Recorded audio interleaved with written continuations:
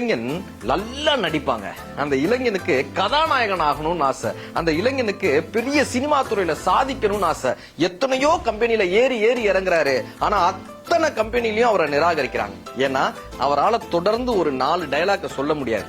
திக்கு வாயின்னு சொல்றோம்ல, ஸ்டாமரிங் மவுத். அவரால் அந்த டயலாக தொடர்ந்து பேச முடியாது. எல்லாரும் சிரிக்கிறாங்க, நிராகரிக்கிறாங்க. டயலாக்கே பேச தெரியாத நீ எப்படிப்பா கதாநாயகம் முடியும்னு கேக்குறாங்க.